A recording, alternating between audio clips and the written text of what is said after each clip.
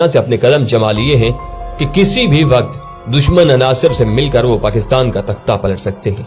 इसलिए हमें मोहतात होना चाहिए।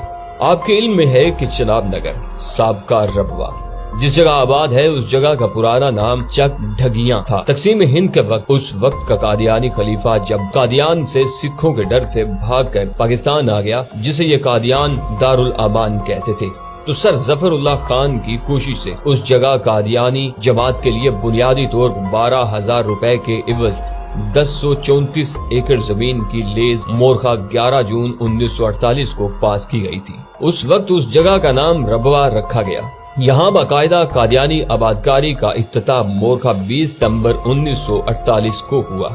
उस मौका पर 5 बकरे भी ज़बह किए गए और फिर हर कोने खुदरे से कादियानियों को लाकर यहाँ आबाद किया गया और किसी भी मुसलमान के लिए यहाँ जमीन हासिल करके घर बनाना ममनू करार दे दिया गया। यूं यहाँ रियासत के अंदर एक रियासत बनाई गई। इस वक्त चनाब नगर शहर का आबाद रकबा तकरीबन 24 मुरब्बा किलोमीटर है। क्या आप जानते हैं कि उस जमीन की लेज सन 2047 में खत्म हो जाएगी?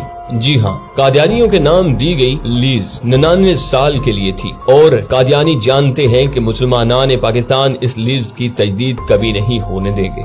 कादियानियों को भी इस बात का एहसास है कि क्या होगा, इसलिए कादियानियों ने इस खतरे को भांपते हुए चनाब नगर से सरगोदा की तरफ की जमीन मुंह मांगी कीमत पर खरीदनी शुरू कर दी है कि अगर चनाब नगर की जमीन की लीज मनसूख हो तो हमारे पास अपनी जाती मलकीती जमीन उसके मुतबादल के तौर पर मौजूद हो। इस मकसद के लिए सबसे पहले चनाब नगर के साथ अहमद नगर नाम की एक बस्ती भी पहले ही बसाई जा चुकी है, जहां मिर्जा मसरूर का फार्म हाउस भी है और इतलात के मुताबिक वहां से आगे भी 4-5 गुना ज्यादा कीमत पर धड़ाधड़ जमीनें खरीदी जा रही हैं और हमारे नाम के मुसलमान पैसों के लालच में कादियानियों को अपनी जमीनें फरोख्त कर रहे हैं, बिल्कुल ऐसे जैसे फलस्तीन में यहूदियों ने मुंह मांगे दाम देकर मकामी मुसलमानों से जमीनें खरीदी और अब वहां इसराइल कायम है। नाज़रीन मोहतरम, इतलात के मुताबिक कादियानी सरगोदा की हदूद तक पहुंच चुके हैं। मेरे ख्याल में कादियानियों ने अपने नए शहर का नाम अहमद नगर रखने का सोचा हुआ है, इसलिए ये बस्ती सबसे पहले कायम की गई है। हमें ममलिकत खुदादाद पाकिस्तान में एक और इसराइल बनने से रोकना होगा। उसके लिए लोगों को बताना होगा कि थोड़े से दुनियावी फायदे के लिए अपनी आखिरत को बर्बाद न करें, अपनी जमीनें इन्हें न बेचें। इसराइल की मिसाल आपके सामने है कि छोटा सा हजम रखने वाला मुल्क कितना ताकतवर हो चुका है। यहूदी फलस्तीन के छोटे से रकबे पर कदम जमाने के बाद आज फलस्तीन के बड़े हिस्से पर काबिज हो चुके हैं और जब चाहते हैं वहां के बकिया मुसलमानों को बमबारी से मार रहे हैं।